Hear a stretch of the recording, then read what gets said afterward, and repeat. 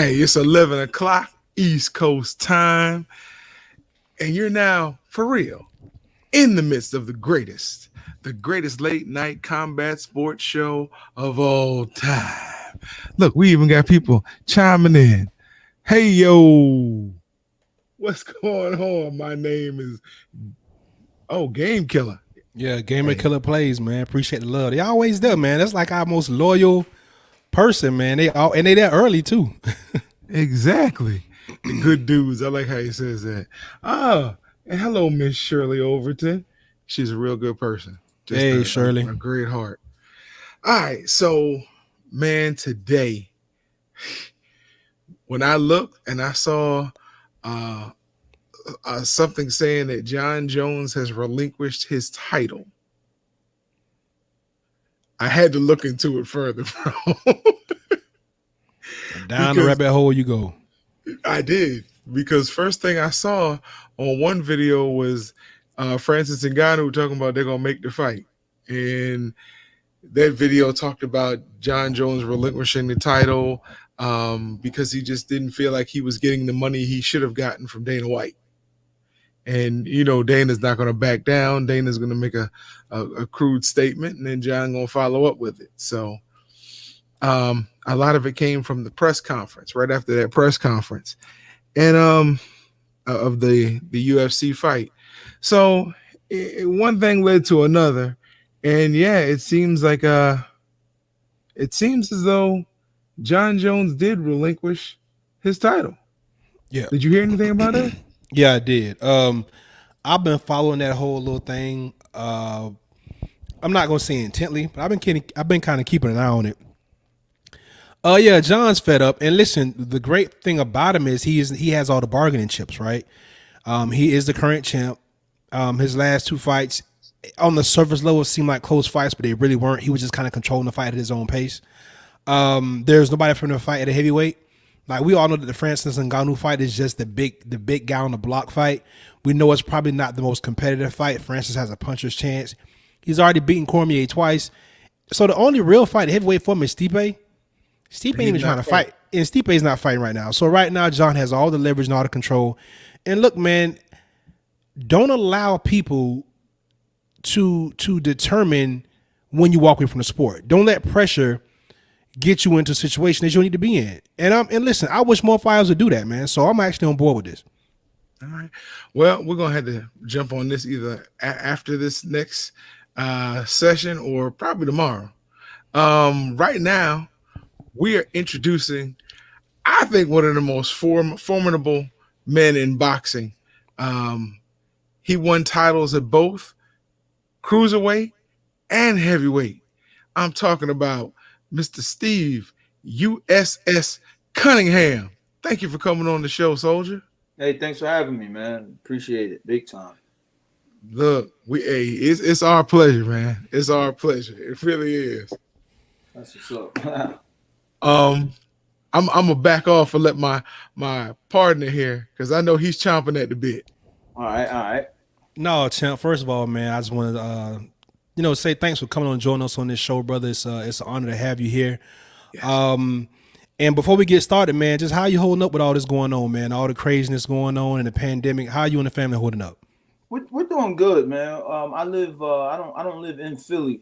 We've been in outside of Pittsburgh for the past 5 years in Monroeville, PA, because this is where my daughter got her transplant. So we decided to stay. But out here in Pittsburgh, they went in. They went in a bit, and not like Philly. Philly's, I think, breaking records. Wow. It's crazy. They got to the zoo. You know what I mean? They stealing cars off the lot. It's nuts, man. So here is a little more. It wasn't, the black community here in Pittsburgh isn't as big as Philly's. Right. I mean, and here in Pittsburgh, it's a lot of isolation. Like, that's not the proper word to use. I'll say segregation. Like, blacks live in this specific area. The majority of the blacks, and then you got the rest is just whites. There is no real diversity here. It's just white or black. Latinos are probably 0.02%. Asian, same, but it's just black or white, and white is the majority here. Well, champ, I have a good buddy from Pittsburgh, and he used to tell me the black community was Heinz Field. That was pretty much the Yep, black community. basically it. Basically, yep.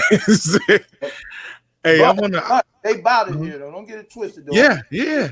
They bought it. You know what I mean? There's a there's a huge community. I mean, when I started looking back, most of August Wilson's plays were written about the black community in Pittsburgh. Wow. But I don't want to miss this point. I want to thank you for your service. Oh no, man, Um, appreciate it.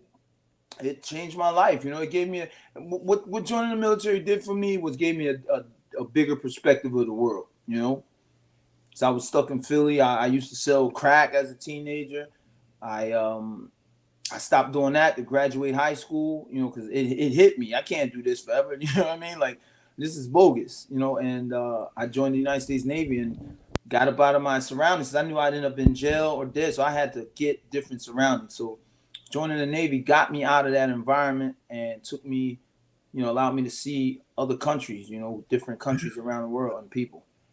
was it fun to be 6'3" on an aircraft carrier? Yeah, no. No, it was dangerous, but you learn how to walk with the crook in your back. You know what I mean? Keep your head low. That's crazy, man. So, Champ, I mean, we got so much I want to cover with you, man, across a whole myriad of topics. So we just going to jump right in, man. Obviously, the first thing that most people want to know, you shared the ring with Tyson Fury. Yes. Put him on his butt. Hurt him a couple of times with some good shots. What? And you got stopped late. Now, before we get into the details of that fight, Champ, I was cheering for you. I was at a sports bar in a predominantly white part of town, and they had that fight on. Nobody was even watching the fight. Right. But to me, I felt like everybody was watching the fight because there's a big white dude against this what appeared to be smaller black guy, and I was pulling for you, man. So what was it like to share the ring with Tyson Fury, and is he as good as the media tries to portray him to be? That's a very good question. So first, what's it like to share the ring with him? It was for me, and this is nothing, not me throwing darts at him or anything. It was virtually easy. Once outside of the laying on me and the tiring me down, those extra putting the shoulder in my throat and stuff like that. Outside of that, the skill level was better for me. It was easier for me because I'm smaller. The cruiserweights are the real heavyweights of the olden days. Right. Yeah. Right. So fighting a bigger dude, I'm used to speed. I'm used to speed and power. He just had, power and weight. So I could see his shots coming, I could brace for him or slip him, counter him. And basically that's what I was doing up until, he just said, F it, I'm the bigger man. I'm this dude and getting him tired. Right. And for me, again, my fight before that was the second fight with Adam. And I feel I pitched a shutout on that fight, I feel I pitched a shutout on that fight, and I still was able to, somehow the judges were able to rob me. So being in that mindset of, dude, they want you to rumble a little more instead of cleanly box as a heavyweight. They want you to try to rumble, try to get knockouts. That was my mindset going in. It was against the game plan of Brother Nazim a little bit because they wanted me to box more and more. But I felt once I heard him, I had to go get him, because the American boxing world, they were looking for the next fighter heavyweight to challenge Vladimir. Yep. So I already heard the innuendo blowing around. Cunningham's too small. So it was, and basically that's kind of why they gave it to Adam. On in our second fight, and I'm like, that's bull. So I'm gonna show them I can rumble and box. So with Fury, like I said, the speed, I was able to see stuff. I was able to land that beautiful overhand right, hurt him a few more times, but that weight did affect me big time. It got me tired and it slowed me down just enough. In that round where he got the KO, I was literally saying, all right, I'm gonna give this, at the end, I was like, all right, I know he got this round, but I know I get second and third wins in 12-round fights. I've been fighting at the upper level since 2004, Okay. So I knew I get second and third wins. And I'm like, all right, next round, I'm going to come out fresh. And, because my recovery time is great. And boom, he put the forearm in my face and I see a punch. And next thing you know, I'm down on the ground listening to count 8. Yeah. Like, damn. Yeah, Well, champ, it was clear what he was doing, especially after about round three. He Yeah, literally started walking you down, literally yeah, walking you down and laying on you. yeah, And that short right that he caught you, that's exactly what he did. He pulled your guard down with the left hand, and you were so tired. It was almost like before you could react, he had clipped you. yeah. So yeah, the size and yeah, the size definitely made a big difference in that fight. Clearly. What was the second part of that question? I'm sorry, I'll talk so much on the first well, one. no. Did you have a two-part question, bro? No, you pretty much covered it. I was just saying, like, is he as good as advertised? But in your explanation of what you saw, you Oh kind of yeah. answered that. So I mean, also I do want to add to that though. He is to be 6'9", because I went into training camp with him about almost 2 months after our fight. I went Okay. in camp with him for 4 weeks. Kind of, got to know him a little bit. He is a little off, but you know what I mean. It's that trying to be a star. He's in that Ali, want to be imitating Right. mindset. So he's like that. That's who he is. But he's a cool dude or down to earth. And he told me himself. He said, "Listen, face to face, me and him talked about the fight. And he said, listen, I did what I had to do. You were kicking my ass." So he said, I'm sorry. He apologized to it. I'm like, dude, listen, that shit, it's over. It's over. It's done. Brother Nazim immediately said when we got to the locker room, and Brother Nazim is brutally honest. He said, "That's exactly what I'd have did to you." And I was like, "What?" And he was like, "Man, you boxing the socks off of this dude." He said, "I would have me being the bigger man. I would have leaned on you, risk getting disqualified. If he'd got disqualified, there probably would have been a call for a round two. I mean, a second Fight number two. Right. exactly. So he said I'd have risked being disqualified, but I would have said, F it. I'm the bigger man. I'm gonna lay on you, walk you down, get you tired." And he said he did exactly what I would have did. So Eddie Cotton, rest in peace. Eddie Cotton was the referee. Ref. Yeah. He took a point, but we believe he should have disqualified Fury. It was too much blatant stuff in there. But I saw Eddie Cotton probably. It was right after the Mansoor fight in the next year. In the it was IBF convention, and they awarded me my USBA heavyweight belt after I beat Mansoor. And I saw Eddie, and I had said some things about Eddie. Just not about him personally, because Eddie refereed my fights, a few of my fights in Germany. Uh-huh. So we were cool. We were on the plane together. We were cool. Right. Down cool, down to earth brother. And we talked. But when he saw me after I won the belt. This is after the Fury fight. And he was very apologetic. Like, "Yo, Steve, man, I'm sorry." And I'm like, "There ain't nothing, man. You know what I'm saying? It's over. I'm heavyweight USBA champ now. It's over. It's nothing you could do right now. But it's all good." Well, champ, I gotta jump in and ask you before we get off of Tyson Fury. Yeah. On this show, we've kind of gone back and forth. With Glovegate. the tactic, with glove. I was trying to come up with a number. Yeah, Glovegate. And before I jump into that, I want to give a shout out to one of the people that comment, Mr. Jose Gomez. They have a show called Freshen Up. Okay. Thank you for tuning in. I do want to ask, because I know you've spoken out, you've been vocal about it. Let the Fighter Share Nation know your views on Glovegate. All right. I believe, and I have to be clear. This was the first fight, but I did make the video after the second fight because I didn't believe what I was seeing when they showed it to me after the first fight. People were sending me these pictures, and I'm like, that's Photoshop. You know what I'm saying? Like, that's Photoshop. Nobody's glove bends back like that. Right. So I didn't say anything, but then I saw a video. Somebody sent me a video of it and a guy breaking stuff down, and I was like, whoa, wow. I sat and looked at it, and I was like, hold up, something's fishy with that. So I really looked at it. What I believe is, what's his name? Joey Spence confirmed. Errol Spence kind of see the same. A few fighters see the same thing, and there are a few that don't. Right. But what I believe is he's sliding his hand down in the glove. He's not completely tying the glove. If you look at the glove, you see the what is it called? The spine of the glove where the laces are. Right. When we put on gloves, the spine touch, both sides touch. Yeah, it's completely tightened. Completely tight. You can see it's a little bit loose or a bit open, and or looser than normal. And they can tape the wrist. They can tape it lightly. They can tape it widely. Yep. Exactly after. So people are saying, "Oh, look, his gloves on when he walks out." his hands fly. Yeah, he can slide his hand in and out of that. I believe he's sliding his hand down into the wrist area where there is no padding, and connecting. And as you see the shots of him connecting too, when the glove is floppy, which means there's no fist in the In the padded glove. part, Right. he's connecting on what looks like the wrist of the glove, but that's actually where his knuckles are.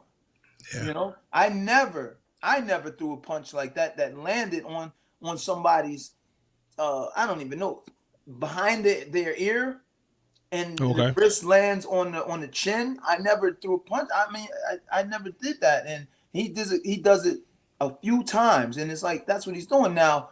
For the people who saying people think that when I say he's sliding his hand down, they think from the beginning of the fight to the end his hand slid down. No, he's sliding it back in and out. You know, he's a crafty dude, man. He's a Right. slick mug. So when you look, there's a video on YouTube of Ricky Hatton, because Ricky Hatton was in his corner. Ricky Hatton grabs his glove and not even grabs it. He basically touches his glove and pulls it down, like floop, pulls it down. It's so easy to do because Wow. people have been circulating so much stuff. So I'm 100% sure that's what he's doing. That's why I made the video. Now, Joey Spence from the Detroit area. I don't know if you guys know Joey Spence. Yeah, he's the the middleweight, junior welterweight prospect. Yeah, the kid from Michigan. Right. Okay. So he was like, yo, I grew up fighting the guys in Detroit because he lives in that area. Mm-hmm. He works out at those gyms. That's where he gets his sparring. And he did a good video and said, this is a tactic that they use. He said, we know guys who use it in the amateurs. This is what they do. You know, so he said he was taught this from the Crunk gym.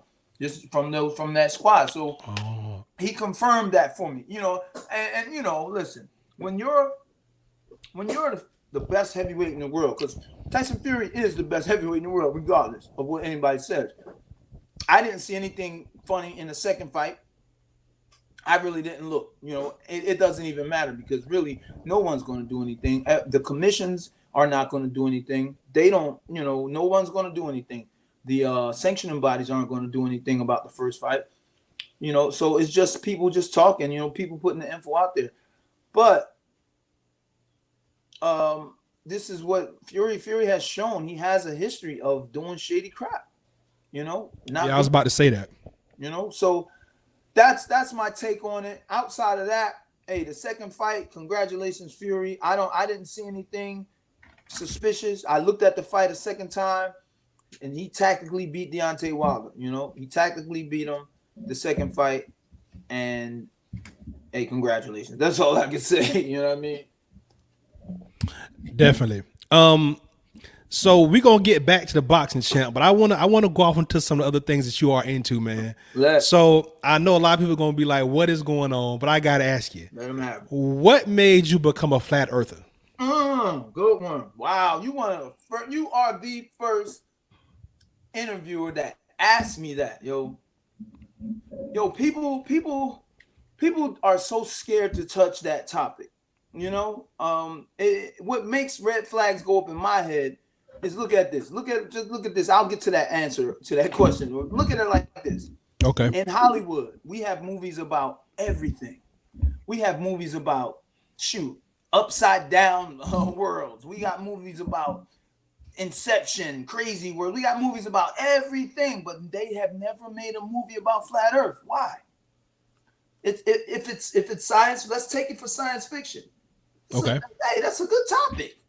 That's a good topic. I mean, look at the movie They Live. You know, aliens are walking around as normal people, politicians. Come on, man, that's the same level. Why hasn't there ever been a movie about flat Earth? Because the people the government, I'll use quotation marks on they, that's why they call television programming, because they know what they're doing to us. You know, they're putting these images in our mind. They are programming us. So if they programmed us on what I believe is the truth, that the Earth is a flat plane, it's going to put more people onto it. Now, what put me onto the flat Earth was I tried to debunk it. I had a friend who was talking this flat Earth crap, and I was like, "This fool crazy as hell," you know. Right. And I'm a I'm a debater type dude. You know what I'm saying? I'll go back and forth with a dude in the comment box, 20 comments about what I believe. I'm Okay. that type of guy. I'm not one of them fighters, them champions who post something and just forget about it. Everybody's talking and asking you questions. I talk. I deal with the fans. Okay. So I tried to debunk it. I looked at it. I looked at the math. The one thing that really got me was the math. The Earth is 25,000 miles in circumference around. According to the math, it's called the Pythagorean. I forgot the full name for that. But Pythagorean. yeah, there you go. According to the math, you're supposed to see 4 inches of drop per square mile. 4 inches of drop. Now you don't see that. There are guys who do their own science. There are guys who had lasers on each end of the Utah Salt Flats, which is I think about 100 miles across. You should see so much curvature in that. The lasers meet same level. They've done this in Europe. The Europeans have done it. They've done this at the Nile River. And speaking of the Nile, in the creation of the Suez Canal, there was no adjustment for curvature. The Suez Canal is, I forgot how many miles long. Shoot, I went through it as in the Right. Navy. Yeah. It links the Middle East to Africa. Yeah. That's Exactly. where you get all your oil from. Okay. Exactly. The So Middle East. there is no adjustment for curvature in the engineer's plans. Now, beyond that, here's one thing that really got me like, yo. Now, I was in the United States Navy, and this is why it got me, because I was in the Navy. Admiral Byrd. There's a guy named Admiral Byrd, the youngest admiral ever in the United States Navy. This man was known to be what we would call Indiana Jones. The military sent him to the North Pole. He explored that. Then they sent him to the South Pole to explore. He came back. This is on YouTube. This is everywhere. There are videos everywhere. He did an interview. And that guy asked him, "What did you find?" This man said, basically, there is more land beyond Antarctica.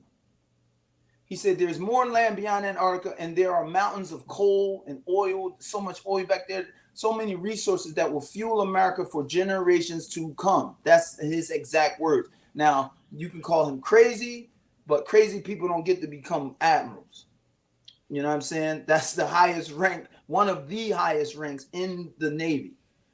This dude had his own fleet. Also, when you look at his exercises or his operations, one was called Operation High Jump. That was when they discovered that there is an ice wall down there. There is an ice wall. There are pictures. There's video of it. Once you go over this wall, then there's more land. But who knows how long the wall goes? I don't know. I've never been down there. Operation High Jump. That was them going over the ice wall. When they found out there was a firmament, or let me say a radioactive dome over the Earth that protects us, or covers us, whatever it does, they started shooting nuclear missiles straight up. Russia and the United States, straight up, called Operation Fishbowl. Operation Fishbowl. These names are telling.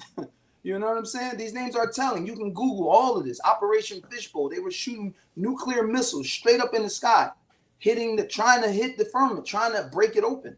So stuff like that. And then there's just so much. We could be here for hours, but those are the main things that made me believe. And one last thing. I'm sorry. One last thing. I've learned a bit of Hebrew. My sons are in Hebrew class right now.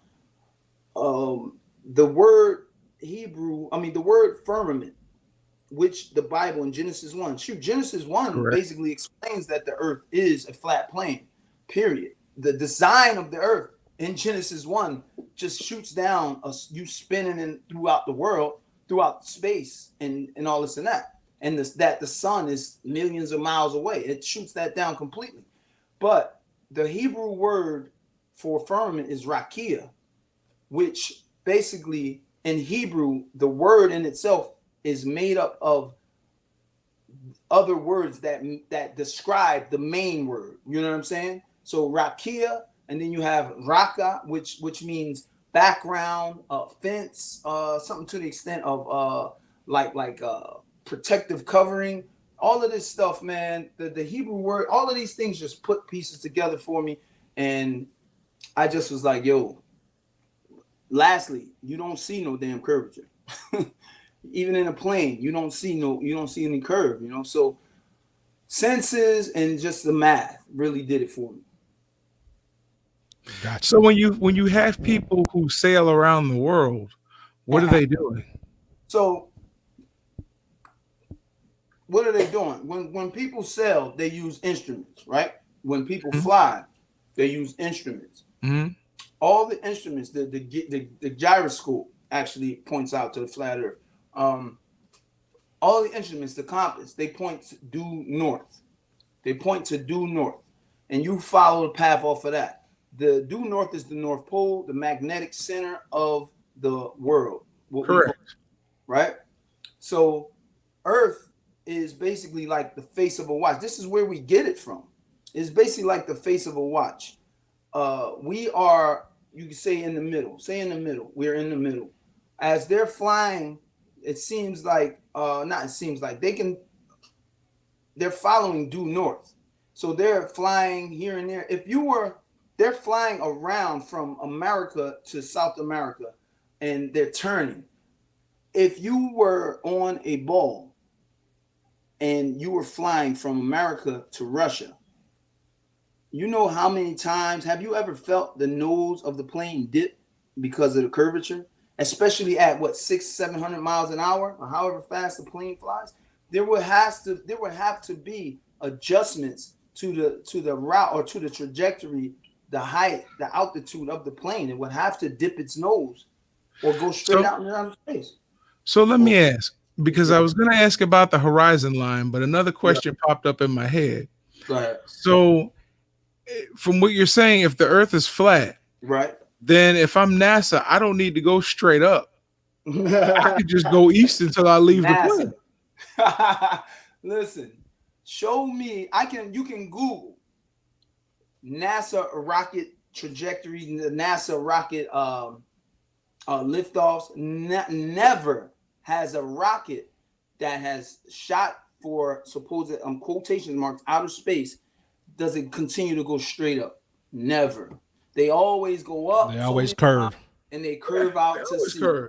They always curve out to sea. And there have been people, now you can believe them if you don't. I believe them because it goes along with the narrative of they're not going out to outer space.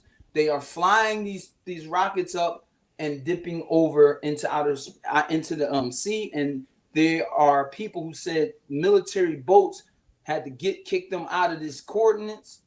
And that's where the plane or the rocket falls and they recover the supposed astronauts. Now, there is tons of video footage where NASA is the biggest liar, where NASA has supposed astronauts in the ISS, right? Right now, today. Yep. Right. There's video footage of these astronauts who are supposedly in no gravity on strings. Dude, I posted my last flat earth because I stopped posting about it on my main page. I have a page. We have a group called the Flat Earth Mafia. I mean, we are, and we're just not. We're all conspiracies, or what you would call conspiracies. We've been cracking this COVID hoax in the neck since day one. Okay. I've been putting out all this info, and it's been coming true. So, but with NASA. I have posted my last flat earth video I posted about the earth being flat on the Real USS, which is my page on Instagram, was about a rocket. Now, this is live footage. Listen to this. This is live footage. The rocket is supposedly flying into outer space. All right. The camera is on the exhaust.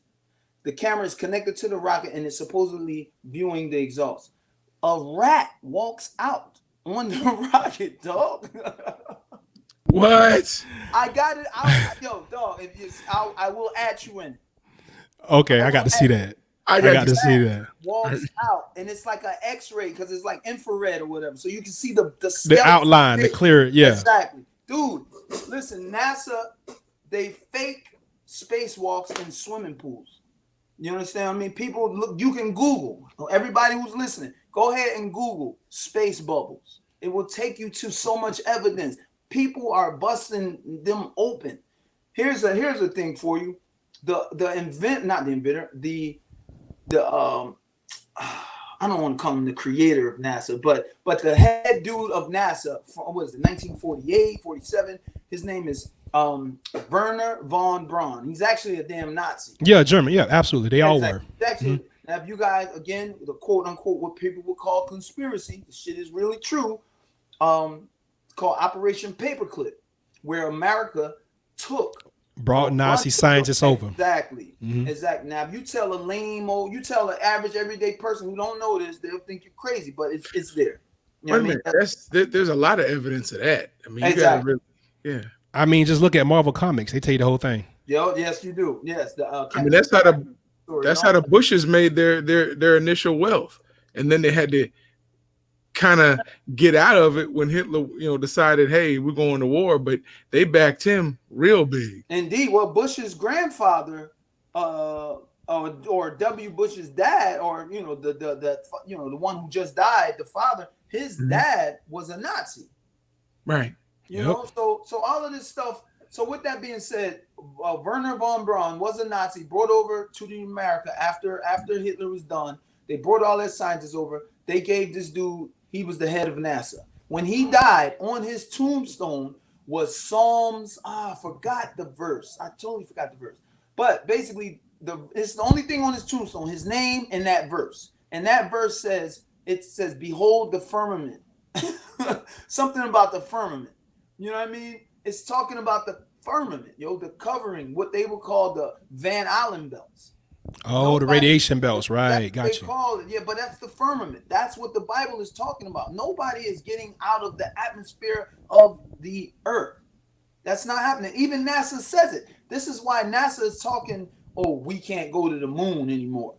One of the reasons why they're saying, one of the astronauts says, the Van Allen belts, we can't get through the Van Allen belts. It's like, wow, I thought y'all went to the moon though. Well, less technology. Right. Now they're saying, we don't have the technology to get to the moon, but they're going to go to Mars though. Come on, man. They think we're stupid.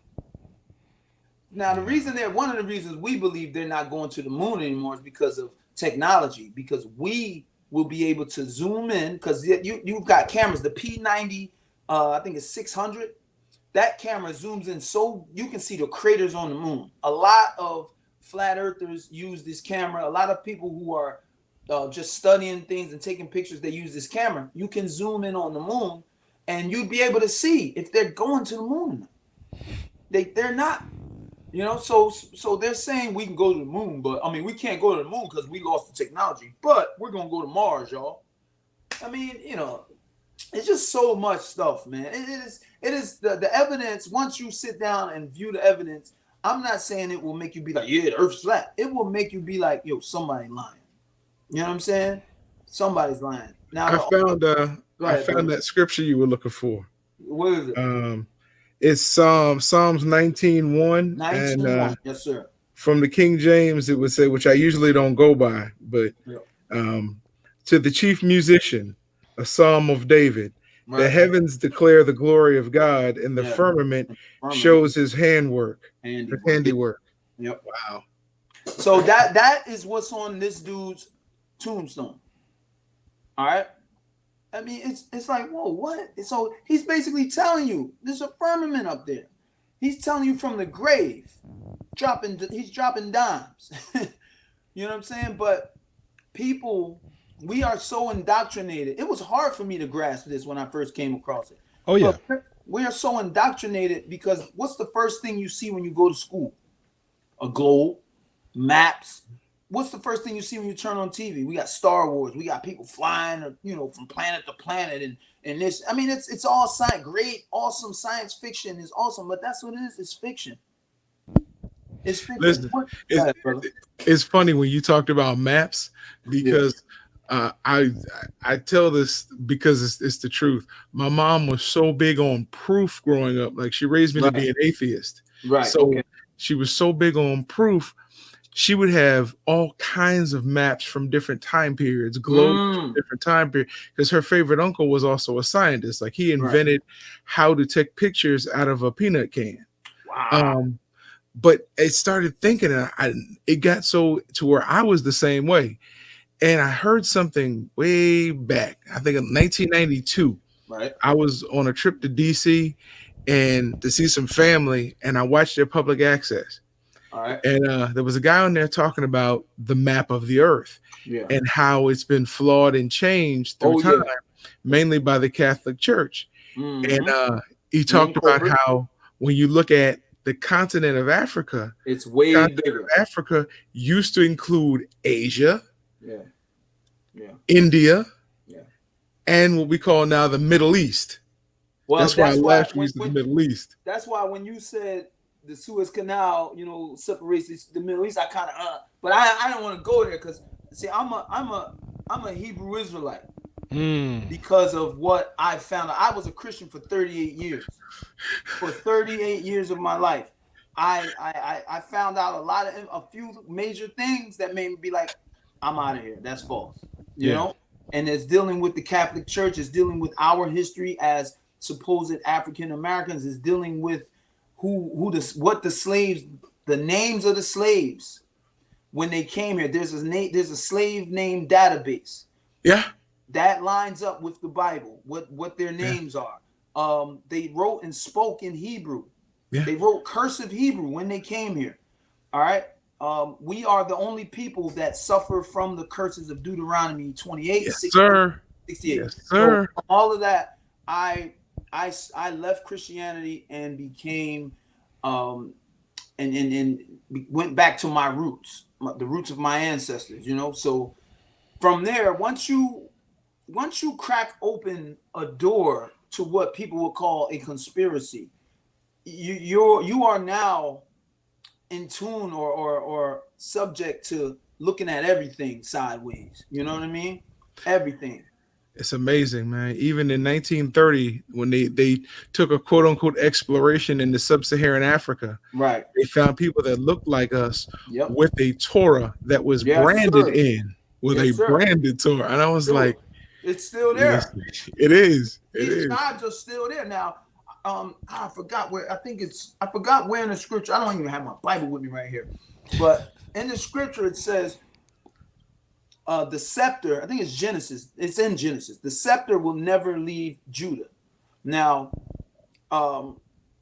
Judah is still in Africa. Our ancestors.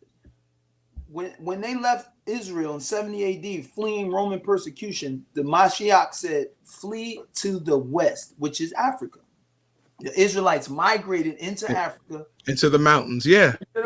Migrated into Africa for almost 400 years, mingling and mixing. This is why in the Torah he says, don't do as the Hittites. Don't do as the Jebusites. Though when you look up this is how you can tell who's who. When you look up who the people are that he said don't be like, that they lived around, you see who they are. They're Africans, Hittites, Jebusites. They're black.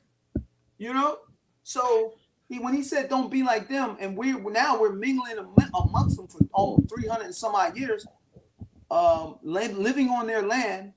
Many went to South Africa, the Limba tribe. You have the Limba tribe. You still have the Yoruba tribe in West Africa. You still have many tribes of Israelites who keep the customs still there. But when the slave trade happened, the white man came to the Ivory Coast, and this dispels the whole lie of and not just a lie, the animalistic trait they try to portray on us as a black people or so-called black people when they say, "Oh, you sold yourselves." Who the hell? How is that going to go down? So somebody's going to come to your house and you're going to sell your cousins, your nephews? Well, now let's kind of stand there for a second. Yeah. Because when the tribes fled into Africa, yep, the smart ones followed the direction and went into sub-Saharan Africa because the Romans feared to go there. Yeah. So true. They got there and they lived amongst the people. Yeah. But they weren't truly accepted as the people because they weren't trying to assimilate.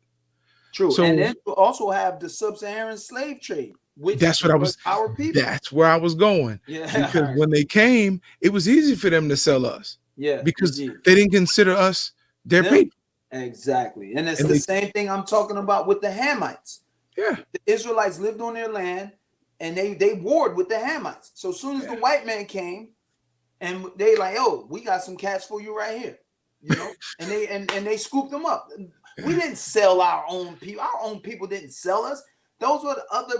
Those were the Hamites selling the Israelites right. to the white man, which I got into it with a lady today. Told her, listen, I'm Jewish, I'm this, I'm that. I said, lady, listen, your people funded the enslavement of my people. Your people funded and paid for those slave ships. Those are quote unquote what you would call Jewish owned. So the scripture says they're all confederate against thee. All of them confederate against thee. This is why everybody hates us. Now this is something I learned recently, and I want to start it off by saying, because I get enough hate mail, so but I mean, keep it coming. But Right. what I will say is the atrocities that Hitler performed were Mm. horrific. They were horrific. No doubt, indeed. But why did he single them out? Right. Because he said they were the imposters Yes. of the lineage of God's people. He showed movies to his generals that highlighted these things. Well, and this is why they went after that certain group of people. And listen, and go back even before Hitler started getting them. The Bolsheviks in Russia. Yes. The quote unquote Jew, who we call Jewish today, the Ashkenazi Jews were in Russia taking over. They killed more people than they. That's why you don't hear this, because they run the world now. So you're not going to hear this history unless you look it up. Well, now Hitler moved into that area, into Russia, and killed 14 million there before, as well as he killed, but we only hear about the 6 million. Right.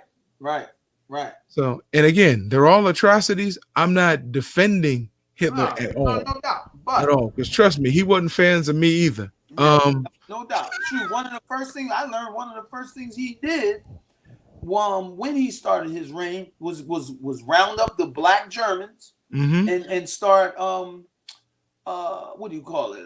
Not castrating, but basically making sure they couldn't neutering or sterilizing them. There you go. Thank you. Sterilizing the black Germans. Yeah, I didn't hear about that in school either. Right. So man, listen. I try to tell people, and I have white friends, and there's whites that's down for the cause, and that I know. I'm not messing with any white person that hasn't proven something like that to me, because I used to mess with white people with the little innuendo crap. I ain't got time for that, bro. You gone. You know what I mean? But now I mess with some white dudes that's down for the cause. I know they are, because it's been proven things they've done with me or for me or said. So, but there are many who don't, you know what I'm saying? Man, many, according to scripture, all of these people are confederate against us. I will never forget that. You know what I'm saying? This is why we are in the situation we're in. If you look at it, the Mexican, even a lot of Mexicans don't like us, Asians don't like, I know that for a fact, that Asians don't like us, this don't like, that don't, everybody, look, we are the bottom of the pit when it comes to, like people. But we are the most copied, we are the most. We got to bring you back on here to talk about this. Yeah. My partner got a litty of stuff that he wants. I mean, listen, I'm enjoying the whole thing, and I'm picking certain things apart. So I know that you're a history guy, just by what we were talking about in the current conversation. An easy question is to talk about what or how you feel about what's happening right now.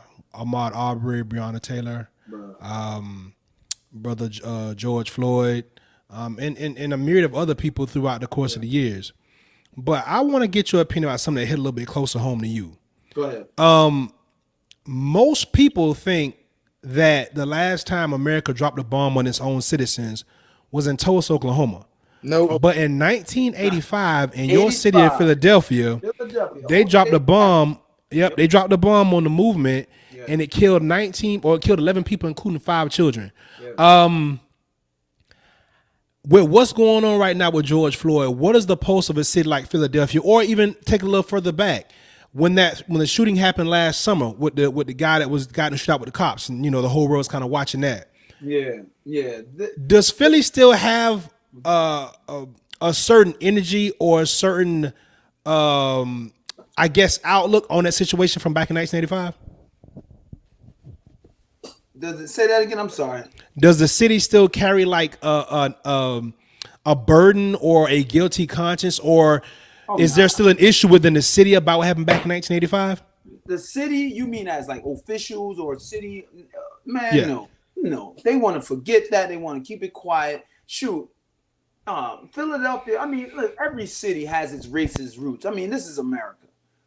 If you even look in this George Floyd protest, the people have been trying to get this statue of one of its mayors, the Mayor Rizzo, the guy who was the mayor before the mayor who dropped the bomb, who okayed the bomb. I won't say dropped the bomb because a mayor doesn't have a bomb somewhere sitting around to drop on his people, and especially in 85.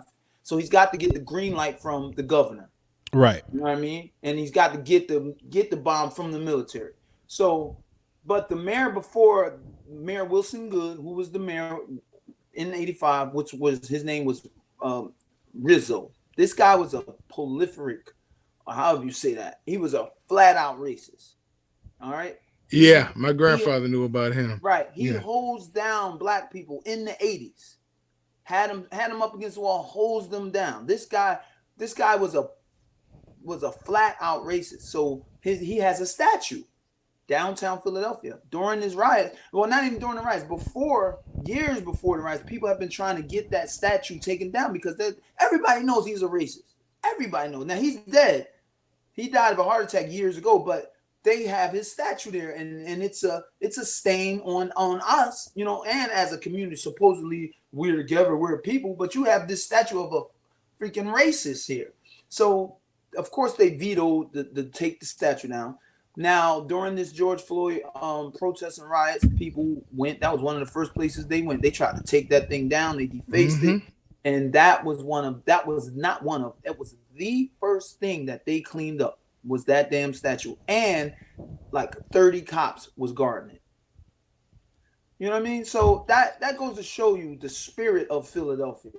In the official, coming from the quote unquote authorities. You know what I mean? Racism is America. It's the blood, the DNA of America. And there's only one thing that's going to change this, man. Only one thing. There's really only one thing that's going to change this police situation.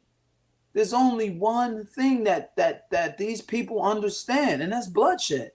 Only one thing. And I'm not saying, listen, I'm saying this in a way to change what's happening to my people. And let's not get it twisted. The cops aren't just beating up blacks. They're not just killing blacks. Because I got stories I've been reading for years. I've been really on this since 2000, since that Mike Brown situation hit. That's when my eyes kind of were like, yo. I mean, I already knew cops were on some bull crap, but that's when my eyes were open to America not knowing it because the things people were saying in the comments, people who don't know blacks or don't live around blacks. But I've got this story, cops throwing flashbangs in the kid's crib, melting half his face off. Yeah. As a white baby. So these cops, they're doing this type of stuff to everybody. It's just we are getting it more frequent and bad and worse. Well, let's look at this country's history. Let's. From and I'm not gonna say its inception, but from the time the current crew who's in charge got here, yes, they took it with bloodshed, and then when you have slaves coming over here and you bringing them over here, they mix them with the poor quote unquote whites because there wasn't black and white at that time. So this country is really set up on an economic. It's like a caste system. But most people don't get it. They don't because understand. Yeah. they bought into the black and white scenario. Yep. But it's not about black and white. It's about I have and you'll never have. So Yeah. if I can keep you feuding at this level, then you'll never have. Right. And I've actually heard people say, I might be poor, but at least I'm not black, or at Yeah. least I'm Right. not a nigger, or at least I'm Right. not. I mean, and I look at them, and then when I got older and started understanding, I'm like, that's what they wanted you to say and hold on to.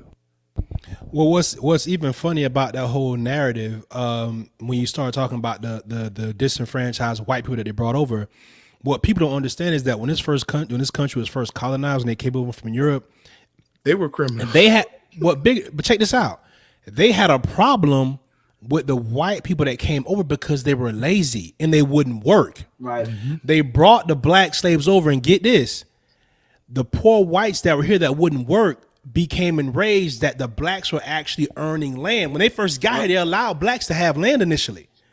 But the poor white people over here got so outraged about that, in order to keep the colonies structured and keep the whole thing from falling apart, they had to draw that line in the sand and give the poor whites the upper hand. And people don't even know about that. That's the crazy part. There's also a history that they had. I'm just finding this out in the past 3-4 years that the Moors, black Moors, help. Oh man, a black Moor was the president of America before George Washington. Correct. Google this stuff, man. Yeah. Correct. There is a Moorish treaty. Look that up for all those who are listening. Look up the Moorish Treaty of America. There's some deep stuff. Black people were here first. I mean, shoot, the Native Americans were dark skinned like me. Yes.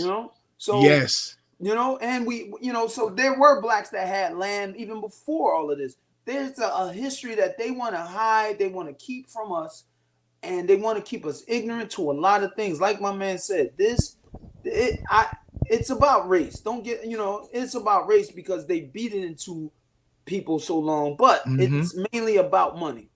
It's mainly about control. Like I'm in some stuff, man, that make people think I'm crazy. But when I start posting links and evidence, people don't want to touch it.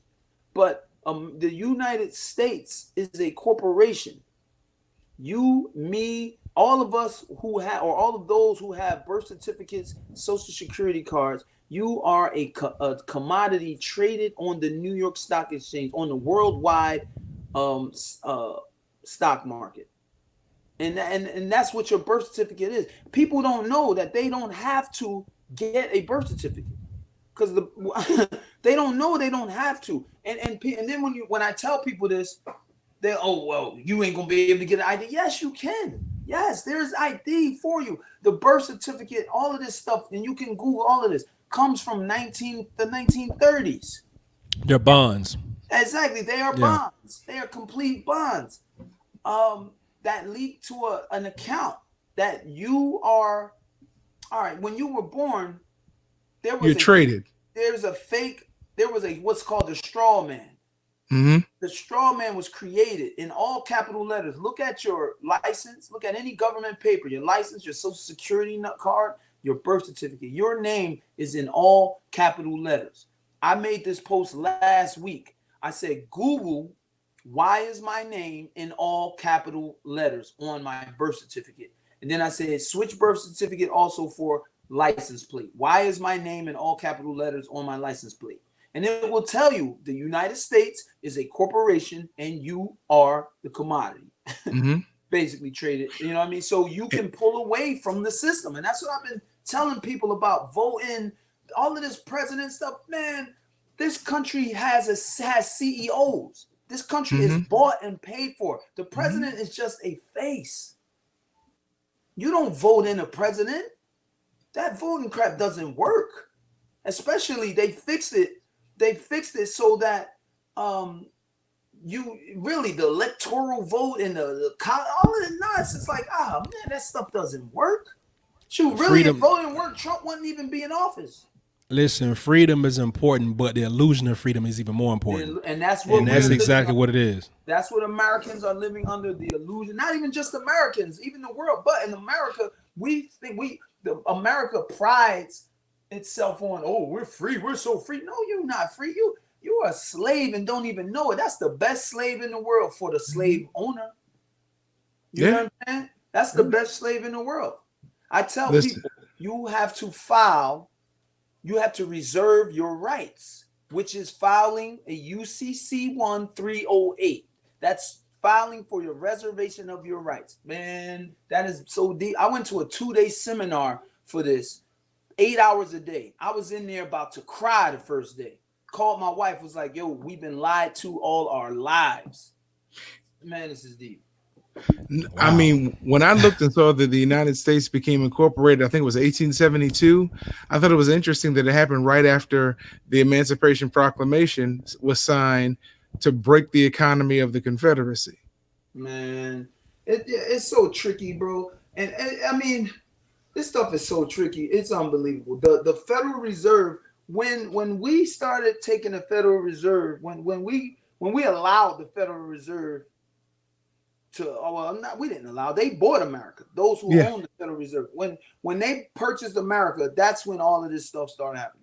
You know, all the wars. I think except one. I think except the Revolutionary War was started by them or because of them. You know, and it doesn't have anything to do with what they tell us these wars have to do with. You know, this is why I'm against allowing my sons to join the military.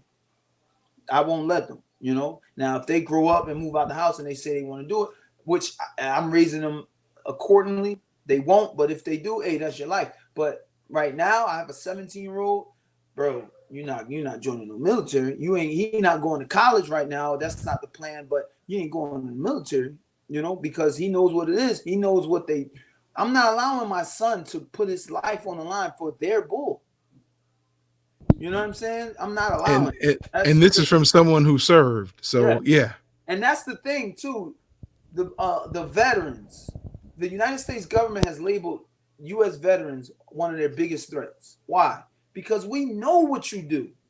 We know. I was in the Navy from 94 to 98. In 1996, this was 2 years after, 4 years after Desert Storm, because Desert Storm was 92, right? 92, yep. Right. This is 4 years after Desert Storm. 96, we were on what they call a med cruise. We crossed the Mediterranean Sea. We crossed the Atlantic, hit the Mediterranean, went through the Straits of Gibraltar, went through the Suez Canal. We were supposed to hit all kind of ports, France, Spain, this and that. We only hit Corfu, Greece, and Italy. And then after that, this is a 6-month tour, they call it. After that, we got orders to go off of the what is that sea over there off of Iraq? I forgot the name of it, but we were trying to remember it myself. We were called. I don't even have a map in front of me, but we were called to go over there for 3 months, and they bombed the hell out of Saddam Hussein. And everybody I tell this to is like, oh, I never heard that. That wasn't on the news. Yeah, it wasn't on the news because because they control everything. They control the narrative. That's why it's called television programming. They control everything you get. And you understand. This is back to the flat earth just shortly. This is why I question them, because I don't know what's up there because I never been up there. And the people that they say been up there are linked to liars. The government is murderous liars. You know what I'm saying? The government kills their own people, experimenting on its own people. So I don't know. I'm not taking their word unless I've seen it, unless I can go in a spaceship and they can shoot me up into outer space and show me some curvature, which I already know there isn't because people have shot their rockets up there with video cameras 100,000 miles up. They've already done that and shown it was a flat plane. But you know what I'm saying? Until then, until you take me up there, I can't take your word for it. Lying government, the same government that gave my people syphilis and let them keep it for 40 years. That Tuskegee experiment went on till the 70s. Mm-hmm. A lot of people don't know. You know what I'm saying? The same government who protected the people who poisoned the water in Flint. Exactly. So I'm supposed to believe them when they tell me this about that. That's the same thing with the COVID thing. As soon as COVID came out, we saw the telltale signs. And people thought I was crazy that first 3 weeks. But then, just like we said, the tests are going to pop up. The tests are going to start having the be contaminated. Boom, week later, the UK, our test is contaminated. A week after that, the president of Uganda. Yes, I that's what I was going to bring up. Right. I ain't trusting. He's like, I don't trust these tests. He tested a pawpaw fruit and a goat. And they tested positive. And everything tested positive. And he said something's going on here. Exactly. So and I don't even want to stay too long on that, but the things that those of us who look at the quote unquote conspiracies, we saw the telltale signs. They were lying. This is bull. There was no pandemic. So, I don't believe these guys, man. I don't believe the government. The government is full of crap. So, whatever they tell me, whatever they tell you, you gotta question it. When I started learning about, I'm a minister, right. And when I started learning about the Hebrew Israelites, right, I was young. It's actually before I gave my life over. I was young, and I listened to them. And then after going through the whole Christian doctrine, and hearing them again, I talked to somebody close to me, and I said, what I'm hearing from them and other people, not just the Hebrew Israelites, but Reverend Barishango, a couple of the people off of Hidden Colors. Yeah. I said, they're making way more sense. When I learned about the conference in Nicaea, and I was telling this person who's very close to me, and they looked me dead in my face and said, I'm afraid to believe what you're telling me, because that means everything that I was raised on was a lie. Yep. And I had to sit down. I do these videos because I came over I'll say about 3.5 years ago. So I've been, that first year I was on it. I mean, I was learning, reading, learning. I knew learning Hebrew is the key to understanding the scriptures. I knew it. So and really what helped me understand that was Reggie White's story. I saw that. Right. And Reggie White, he left Christianity. He even went on TBN and he was trying to tell them, we supposed to keep the Torah. He said everything. I never heard him say publicly that, black people were Israelites, but I know people who knew him, who studied with him and said, he knew. You know what I mean? That's what he was on. But he was just trying to give it to the Christians. We supposed to keep the Torah. The Bible says this. The one thing that I don't understand is, I say I don't understand. We run to learn Hebrew, right? But the language that was around during the time the Bible speaks of was Aramaic. Nah, not. Yeah, I mean, you got because even that Torah now, even that Torah that those they had down in sub-Saharan Africa, that wasn't written in Hebrew. That was actually written in Aramaic. Right. Now, what we had to realize is the captivities. Every time we were in a captivity, our ancestors, they took on that language. Babylonian, Persian, all of these captivities, we took on the language of that land. So people say, Jesus spoke Aramaic. No, he spoke Hebrew, Aramaic, Greek. You know what I'm saying? They spoke multiple languages. To even the New Testament, what they call the New Testament is written in Hebrew first, then translated to Greek. It's called the Codex Sinaiticus. You got to look that up. Right, but that was written around 329, right? Right. So yeah, it was a collection of, and well, don't get me started, but it was written at the Conference of Nicaea as far as the Synoptic Gospels, and then moving into Acts. And then the translation of the New. Well, I don't. Yeah, as I know, there's a lot of Hebrews that don't believe in the New Testament. I'm not saying I don't. Yeah. Okay. So the translation of the Hebrew scriptures, really, you know what I mean? The New Testament, in all actuality, isn't scripture. You know what I'm saying? What's that? Timothy 3:16, where he says all scripture is given, profitable, yada yada yada. Timothy didn't have a book then. You know what I mean? A collection of letters. Right, but they didn't even have those letters then. They weren't even written till years after. You know, what was he talking about? He was talking about the Torah, the book of the Torah and the prophets. That's what they were talking about when he said all scripture was profitable. Those are the books that they used. They didn't say, hey, go to my book chapter 3. You know what I'm saying? Matthew wasn't saying go to Matthew 5. That No, wasn't even written while Matthew was alive. no. You know? So the scripture, what is really scripture is the Torah and the prophets. That's what they use. Now, Paul wrote letters to other congregations, to other Israelite congregations. You know, you have Revelations, then you have the story of the Messiah. You have John write this. That. So people fail to realize that the what they call the New Testament points to the Torah. Period. Mm-hmm. You know what I mean? And that's one thing that Christianity is missing is that they just don't want to see it. And John 6:44, he says,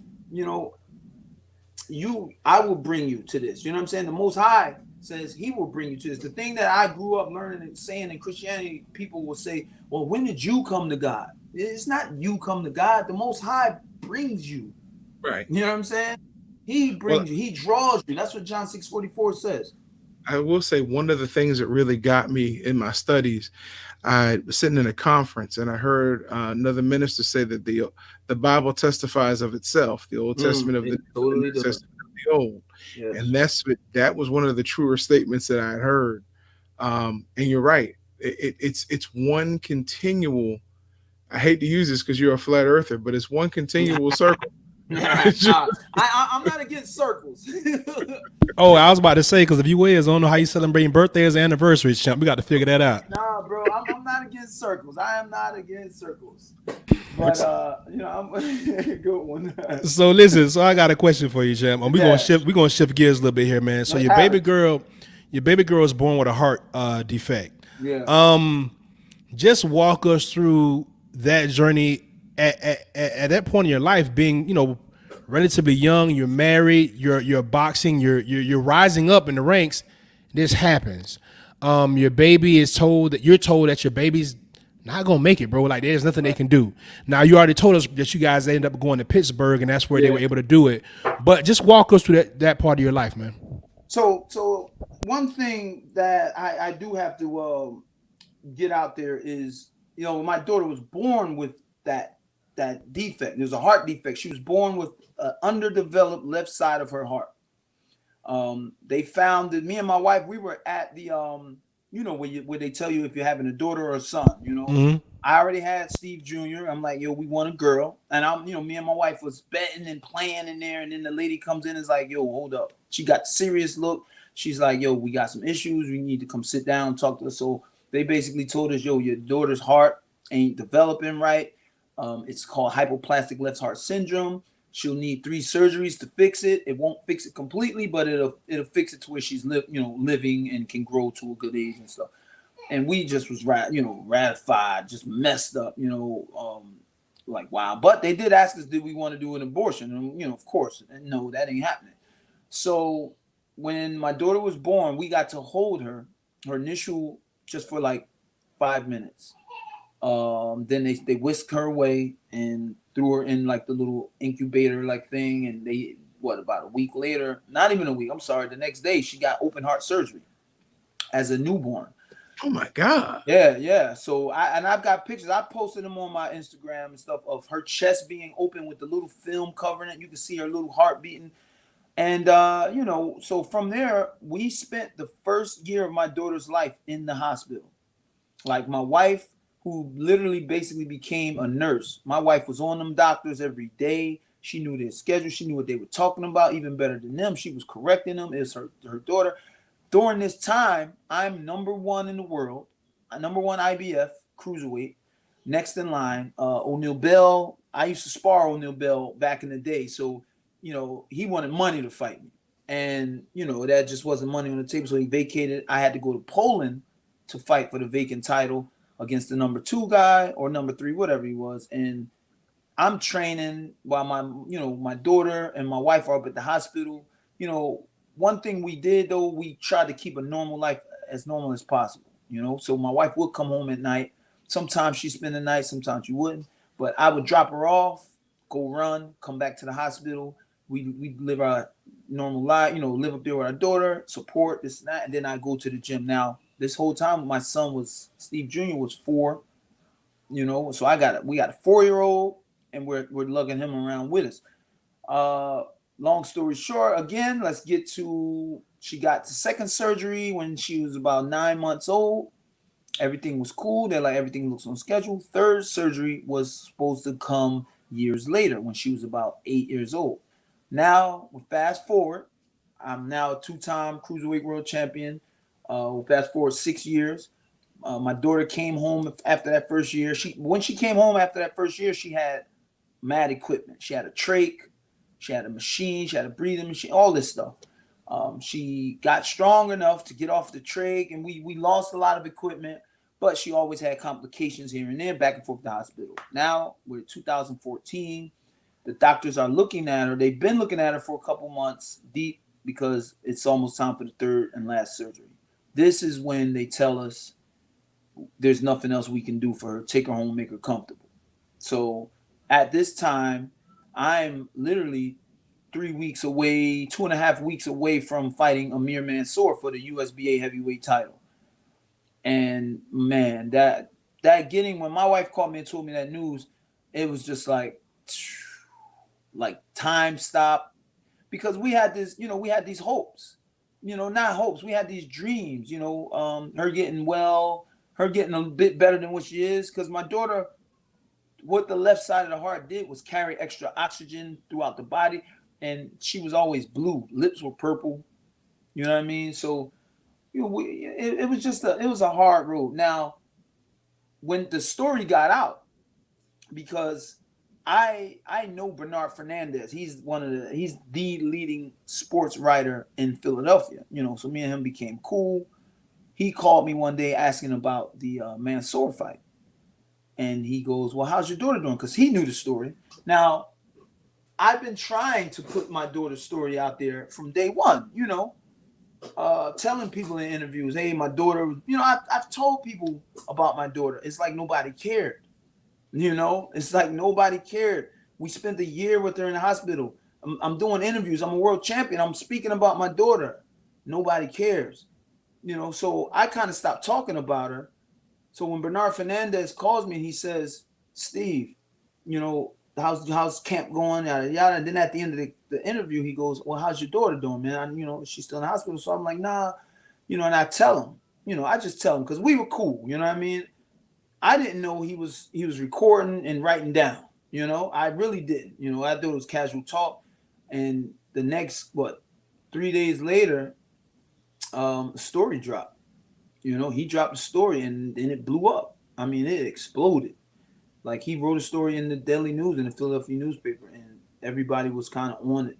So from there, the fight with Amir Mansour, basically, after I won, and it was an awesome fight. That was a great fight. I watched it. That was a hell of a fight. And NBC, which was great. Big shout out to Gibson. NBC, they was they were like, listen, we're gonna put this out there. And I was like, thanks, great. They did a great segment on my daughter and us as a family. Good thing I was able to weather those 2 knockdowns. Hey, that dude got some heavy hands, boy. He got lumber, boy. Lumber. He's the hardest puncher I ever fought, man.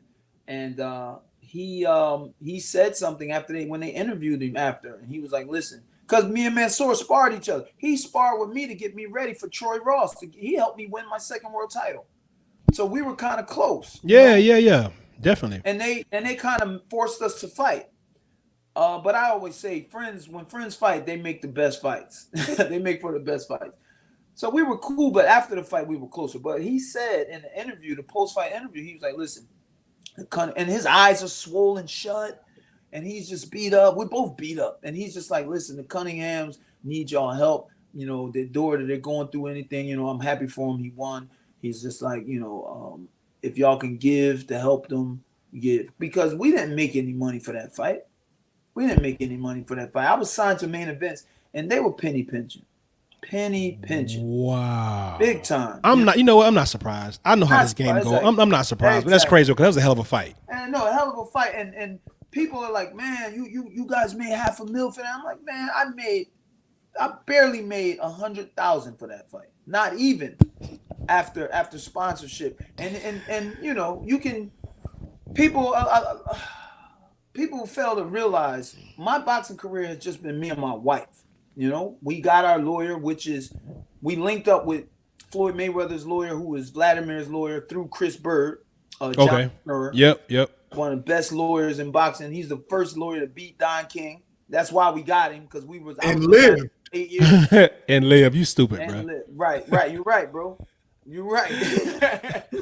So we linked up with John. It was just me, my wife, and John Horner. And then when we linked up with Brother Nazim, we all would have meetings when it was time to discuss what are we going to do. I didn't have the what do you call the Prince? What's his name again? I forgot the brother name. Jay Prince. Oh, Jay Prince. I Yeah. didn't have Al Heyman at the time. You know Right. what I'm saying? I didn't have any name behind me. It was just us off the cuff and hard work. That's why I was so emotional after I got robbed or even a loss, because I'm like, I know what a loss will do to me, Especially in boxing, it set you back, bro. especially in boxing. So I was livid. I was angry at, especially robberies.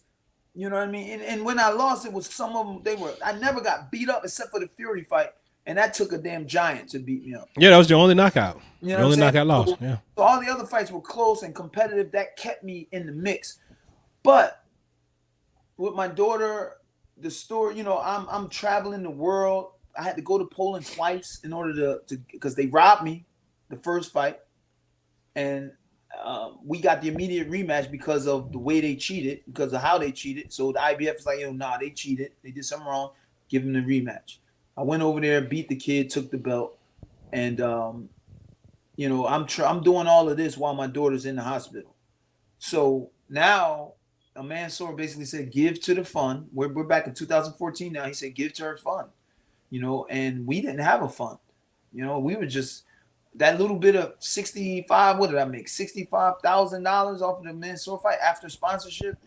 That little bit, you know, we had to go to different hospitals.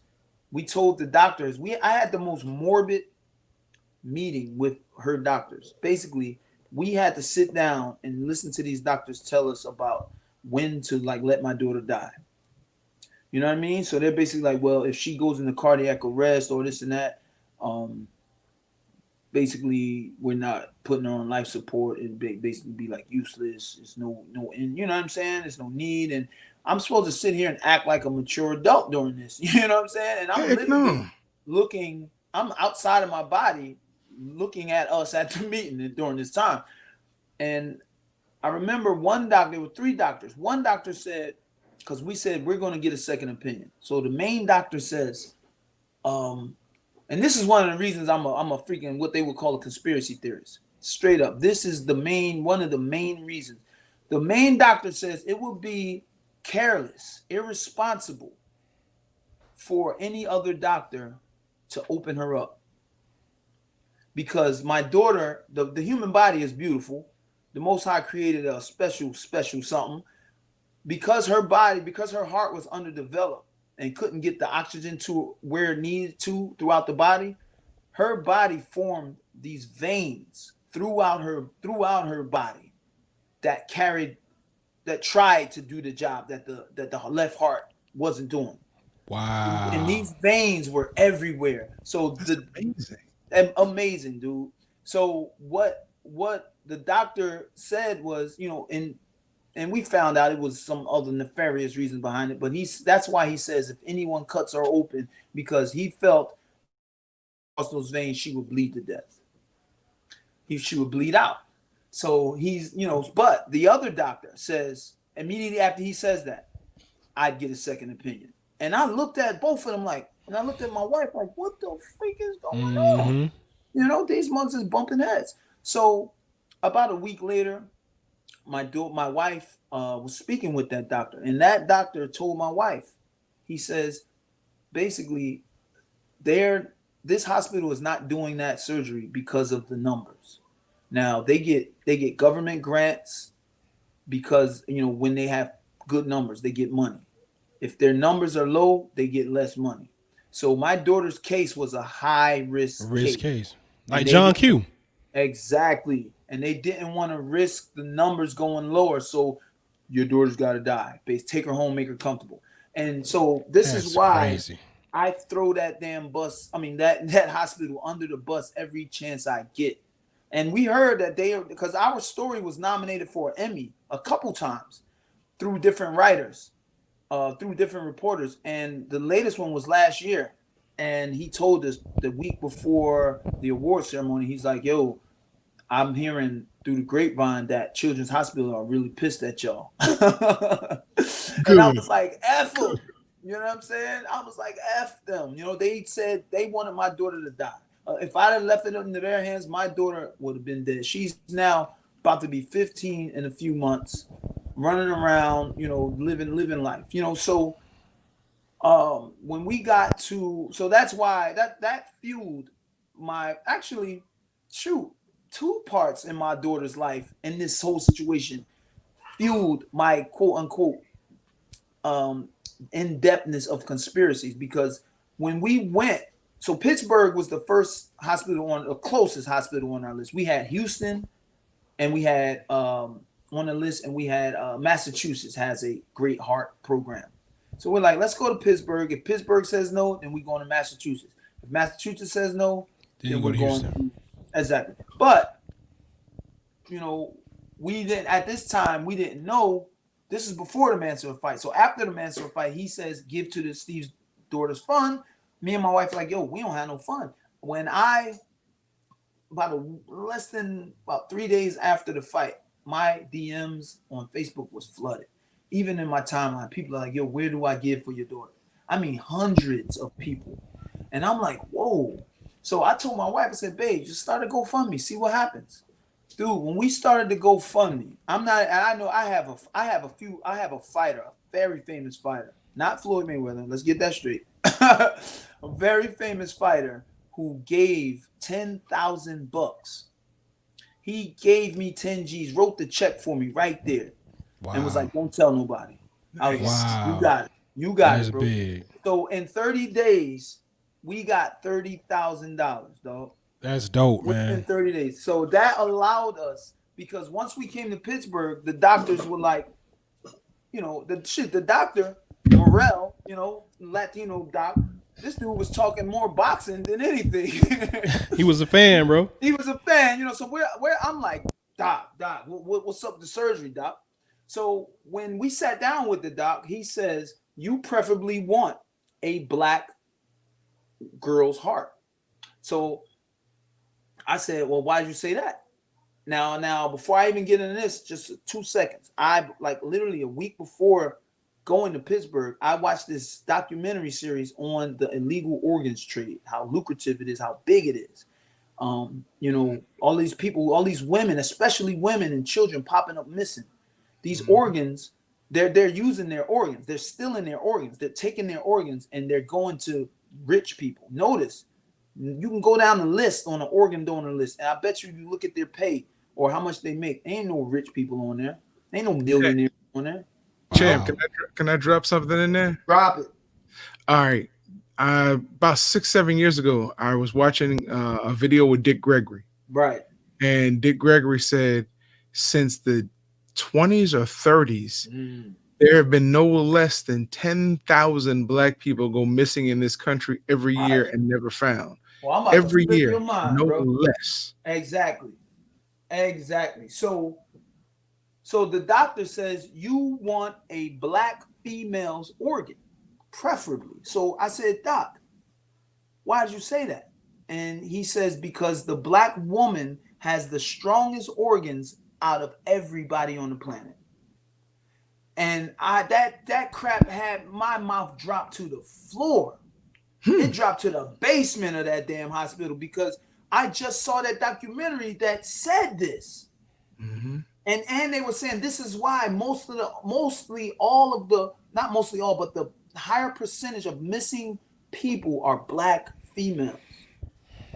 I was like, "Yo," the doc said this. So that helped, that strengthened my conspiracy, what people would call conspiracy bug.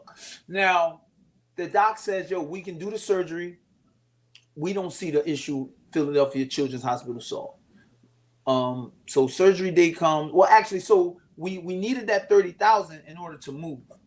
So here it is. I'm in Philly. I'm remodeling my kitchen, granite tops.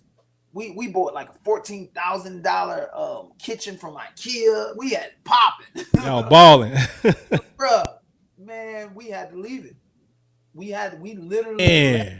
We literally had to move like that Damn. because the doctor was like, once I put you on this list, you Yeah, you have got to it. Yeah. within 3 hours. Yeah. So I mean, I just bought a living room set, but we left. We just left, and I did stay there a bit because I had another fight in October. I fought Nat Tui Vacinia on NBC in Philly, and that was like a great homecoming for me. And you know what I mean? That was an awesome fight because I mean I stopped the guy in the seventh round.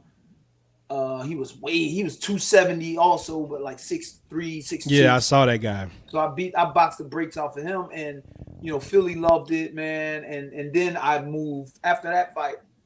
I came to Pittsburgh, so we rented a townhouse. I mean we didn't bring too much, man. We couldn't bring too much. And then 2 months later, we got the call that the heart was there, and it was a young black girl's heart, with which we still haven't reached out to her parents yet. It's just like my wife, you know, she just like I don't know. So I'm leaving it up to my wife, you know. But the surgery was a success, and we got honored at the Boxing Writers Hall of Fame that year, and I'm just indebted. I'm still indebted to the boxing fans who gave, even those who wanted to that didn't, because all of the letters, the messages, and stuff that we got, it was just unbelievable, man, overwhelming. So my speech at the Boxing Writers Award ceremony was, this is why I fight hard. Now you guys give me energy to fight harder, and I just want to, there's no way I can repay them, except for what I'm doing, what I do. So another big shout out to the boxing fans who gave, no doubt, man.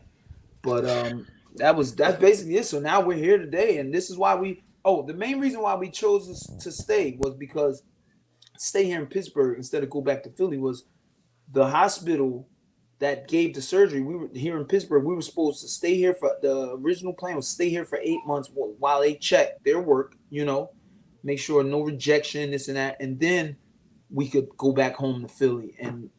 But she would be in the care of the Philadelphia Children's Hospital, and exactly. Thank you. I was That like, wasn't gonna happen. trust those motherfuckers. No. So we stayed. And then I got with Al Heyman and started making some good money, and hey, boom, we went. Hey, and all the blessings been rolling your way, man. Yo, bro. Listen, champ, we ain't gonna hold you up. Maybe we done held you long enough. It's so much I want to cover, but hey, listen, man. Now you got a reason to come back and do it with us again. Oh yeah, no doubt. Just let me up, bro. We can go into it. It ain't nothing, man. I wasn't doing nothing but playing Call of Duty anyway. Oh, you a gamer too, champ? Dog, Warzone is life now, man. That game is dope. I hear that, man. All right, well, you got anything else for him, partner? Yes, I do. Yes, let's have it, man. If you got another minute, I got time. I'd like to see if you would like to play 5 rounds, 1 punch. Ooh, let's do it. All right. So whatever I say to you, whatever comes first to the dome comes out. Woo. I'm not liable for what I say. and I'm not liable for the questions.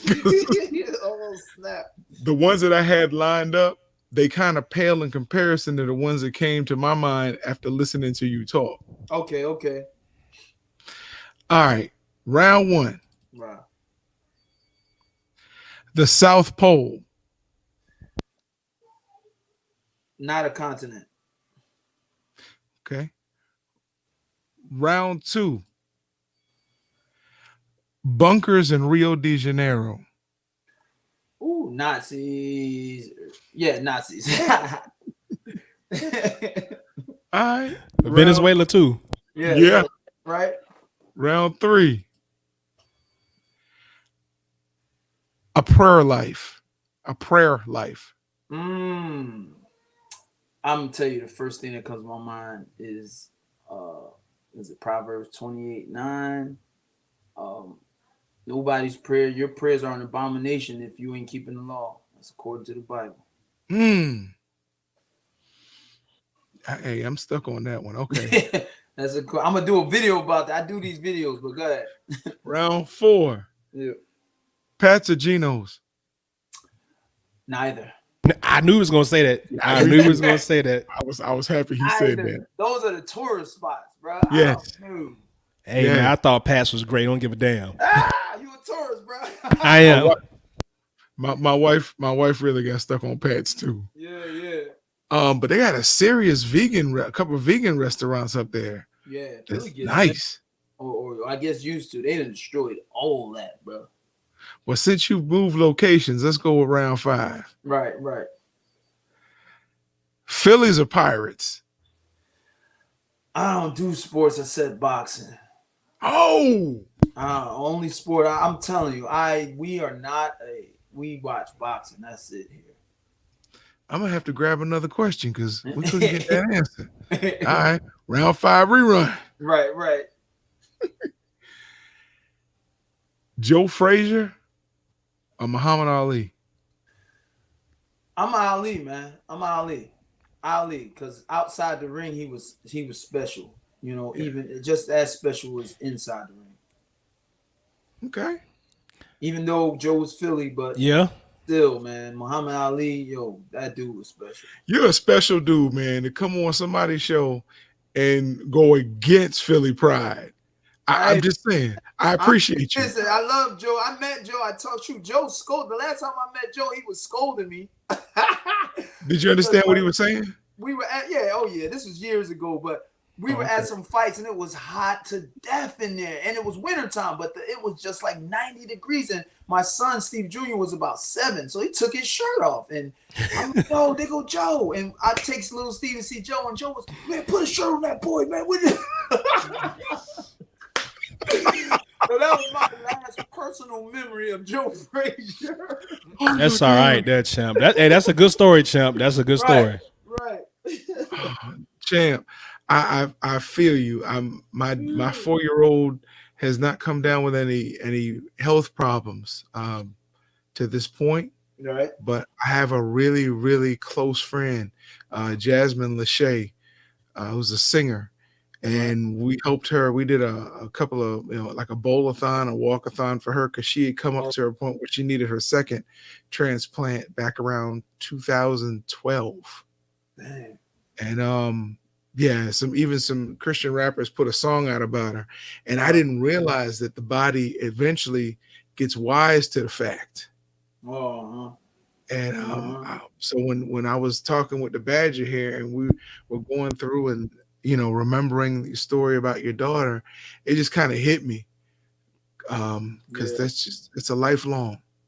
But yeah, no, it is. And what we're doing, we're hoping and praying that technology, advances to help, because my daughter in probably, who knows, 10 years will need another heart, or hopefully longer, hopefully the technology and the medicine grows to where it can keep the heart living longer, keep the heart lasting.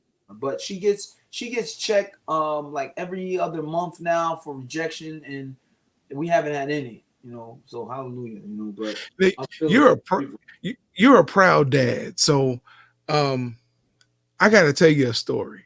Go ahead, have it. Okay. So there was this little boy, and he came up to his dad. He was about 3 or 4 years old. He came to his dad and he said, "Dad," said, "where do babies come from?" And Dad looked at him and said, "Well, first it was Adam and Eve, and then Adam and Eve had children, and when their children grew up and became adults, they met people and they had children, and as they grew, and it's just a cycle like that. When we and your mom became adults, then we had you." And he was like, "Oh, okay." So the little boy just happened to be walking through the house and he saw his mom, and he said, "Mom, where do babies come from?" She said, "Well, first we started out as monkeys, and then as time went through, we developed into humans." So the little boy was like mad instantly, ran back to his dad and said, "Dad, you lied to me." He said, "What do you mean?" He said, "You told me that we came from Adam and Eve, and come to find out we came from monkeys." He said, "I didn't lie. I just hadn't told you about your mama's side of the family yet." He had to get that. He had to squeeze that in, champ. I had to, bro. Hey, man. Oh man, no, I'd say on this end, the monkey side would be my side. My wife's side, that's a beautiful family, man. Wow. Their unity is unbelievable, man. True. And oh man, true. Since we here, real quick, my wife's uncle, he just passed away. He was the lead architect on the African American Museum in DC. The one, oh, that's dope. Bill Freelon. That's big. Look him up. Okay. Bill Freelon. He just passed away from what's that disease that breaks down your body, man? It like paralyzes. Parkinson's? Not Lou Gehrig's. Yeah. Yes, yeah. It popped out of nowhere. Over 2 years, he just deteriorated. Yeah, it's bad. He was a dope dude, man. I mean, man, we went to the opening ceremony and everything. That's hard. Champ, you brought that up. You brought something up that just triggered something. And I know, the Badger's got to go because he got a date at a strip club. He'll be on the pole in 20 minutes. But I got to ask you, because you're such a thorough dude in your thought and your action, what are your thoughts of Dr. Sebi? Oh, man. Dr. Sebi for president, man. You know what I'm saying? I think they killed him. I know they killed him. Of course. Exactly. I fully believe he was murdered. I made a statement on Instagram. Oh man, good thing you asked this and brought this up. I made the post on Instagram. It was a meme of Dr. Sebi. It wasn't even a link. It was a meme of Dr. Sebi stating that viruses don't exist. That viruses are excretions from cells, due to mucus. Mucus. Yes. Right. Yes.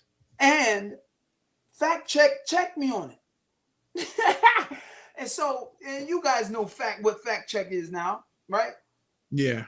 So they tried to check me on it, and really fact check me on tried to clown me on a few posts, and it really made me look more legit because people know, like, everybody know Dr. Sebi is 100. Mm-hmm. Everybody, I listen to Dr. Sebi over a damn doctor any day. Yeah. You know what I'm saying? And fact check really played themselves by trying to fact check that. And I'm like, who do you believe? The man who beat the New York State attorney, the state Supreme Court, yeah. Yep, New State Supreme Court, yep. Right, by saying he can heal AIDS, HIV, sickle cell, syphilis, this and that, blah, blah, blah, and produce 70 living witnesses, yep. Exactly, before the court and beat them.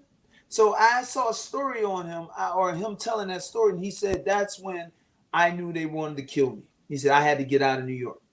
And he went to Honduras. He went back home. And they got him now. They got him. Now, I said in that post, the statement in that post was, if Dr. Sebi was alive during this COVID-19 so-called pandemic, he'd be all over this crap. Well, his first wife, during the time when he was cured of impotence and a lot of the other diseases, yeah, she has a store in Brooklyn and one in Atlanta and one in South Florida. Wow. Oh, she getting it. And but they're on her like a hawk. Oh yeah? Yeah, man. They don't like that because they put them in the black communities. Yeah. And yeah, the one thing that they want to do with the black community is keep us on the system, the medical system, yep. the welfare system, Yep. The prison system. They want to keep us on the systems because then when they pull the rug out from under you, you have nothing. Nothing. But sure, look at all of the holistic doctors that have supposedly committed suicide. Popped up missing. It's been over 100 of them, right? Yo, exactly. In the past, 3 years? 4? Yeah, like a very short time. It's crazy. They had one doctor, they said this dude, he killed himself in the woods. And everybody's like, what? That's what they used to say about black people in the South. Right. You know what I mean? He hung himself. He hung himself. So this system, man, this is why I am an avid, what they call conspiracy theorist. I love dealing with people who call me that because I'm like, okay, listen, do me a favor. Go put in Google the conspiracy theories that were true and get your mind blown. You know what I'm saying? Get your mind blown. And then come back to me and start and point your finger, talking about I'm crazy. You know what I mean? So that's what I do to people, man. I'm at the point in my life, well, not even. I've always been at this point where I really don't care what nobody thinks, because especially on this level, if I post about flat earth, I've studied it, I've looked at it. It's satisfactory to me. You know what I mean? Enough for me. Shoot, flat earth was so hard for me to post about on my main pages because I didn't want the flag. But there was so much, it was so obvious to me that I'm like, man, I don't care what nobody say. I'll defend it. I'm able to defend it. And I used to go back and forth with people. Now I don't even mention it. You know what I mean? Because people know that's what I'm about. I don't even mention it, you know, because this thing is like a religion. You believe in the earth is circular and spinning throughout space and at 66,000 miles an hour and spinning throughout outer space, following the sun while spinning around the sun at almost 200 or 300,000 miles an hour, and you feel nothing, man, that's a religion. You know what I'm saying? That's like a religious hold. There's no Christian I can sit down right now and be like, yo, we supposed to keep Torah. Christianity not the way, yada yada. They're not gonna be like, yeah, you're right, bro. Yeah, it's not gonna. Even I've debated Christians and shown them stuff, and I could tell you this: they're starting to listen. Yeah, oh, no doubt, it's the awakening, bro. Starting to what listen. Is that? Right. Baruch chapter 2, I think verse 30. It says, "In the land of their captivity, they shall remember themselves." You know what I'm saying? We're in that time. We are in that time. There's a lot of people that are waking up to who we are, and spreading the word. And hey, man. So that's why even in debate, I try to tell people, listen, I don't debate the Bible. Now, if you generally want to know, we can sit down and we can crack open the book. But if your stance is, oh, you're wrong, I'm wasting my time, because I've pulled out truth. I've broken down scriptures with guys and showed them where they're wrong, and they've seen where they're wrong. But well, what about this? And I'm like, well, hold up. I just broke down your Acts chapter 10. You know what I mean? We can eat whatever we want. I just broke that down and shredded it. So send that to me. Huh? Send that to me, because I got some people who are constantly telling me what the Bible says. I can eat whatever I want, because I'm talking to them about how dairy destroys your system, because all dairy does is create mucus. Bro. Well, yeah, you guys are on. Yep, you guys are on Dr. Sebi. When I heard Dr. Sebi say, when you take a people from their homeland, a tropical climate, specific diet, and then you enslave them and give them the enslaver's diet from a different climate. You know what I mean? It's like that's where disease comes from. And sure enough, we are the what? We're the highest in blood pressure. We the only ones who get sickle cell, I believe. You know what I'm saying? Yep. Why? We didn't start getting these sicknesses. You don't hear about them sicknesses in Africa like that. We just start getting them because we're on this European man's diet. And we're getting sicker and sicker. You got more people with cancer. You got more people with diabetes. You got more people. Because they are engineering the food. Yes, GMOs. Yes, sir. So we can keep running back to their pharmakia, their sorcery, the pharmacy. Where you are in Levittown, you get more fruit and vegetables than you will in Philly. Yes. And me and my wife are right now trying to grow. We started what's called the flower tower, or where you can grow your own food. We're growing all kind of stuff on this thing. But I have a nice sized yard. We're gonna grow the mess out of some food in these next couple years. Do it. But let me know if you can grow some pizza. Oh yeah, right. So listen, I do these videos. I do a series, and it's called, I think I've got 4 videos up now. It's called Hebrew Apologetics. So you can hashtag Hebrew Apologetics, and there will be videos of me breaking down things Christians would say, things that Christians use to say, like okay, the law. Let's just use this as an example. The law's done away. So let's say I did a video on that and broke it down, pulled out the scriptures to show where they're wrong. The last one I believe I did was where they say you're not, the law isn't righteousness or something like, you're working in your own righteousness if you're keeping the law. And you go to Deuteronomy chapter 6 verse 25, he completely says the law is your righteousness. The law is your right. Keeping this law, doing this is your righteousness. You know, it's the righteousness of the Most High that shall be yours if you do it. So I do videos called Hebrew Apologetics, man. I did a video on Acts chapter 10. I'll link that to you in the DMs on Instagram.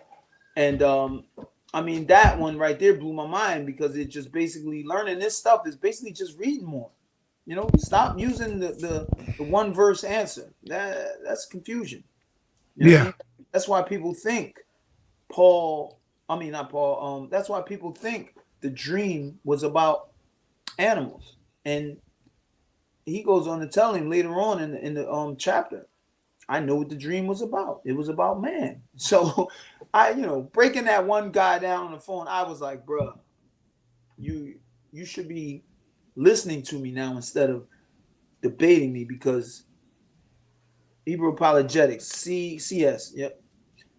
You know what I mean? So, that's how I got my next video. I'm going to do this Shabbat is about prayer, like I mentioned, 28:9, and really the Bible specifically says, this is not me, this is the Bible. This specifically says your prayers are an abomination, and in numerous other places. That's why I'm going to pull out these scriptures. Your prayers are an abomination to the Most High if you don't keep his law. He don't hear you if you're not keeping his law. Because keeping his law is the way you show you love him. His Torah. Now, I don't even like using the word law because it's a negative connotation. You know what I mean? But especially for us.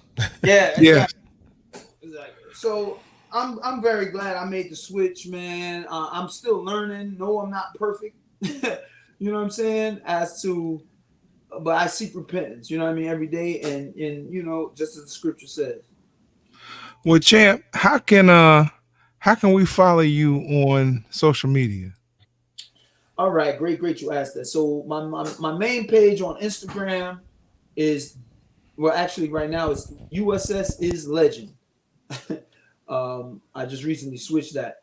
USS is Legend, but also you can follow that page on Facebook. It's Steve Cunningham. But I also have a page.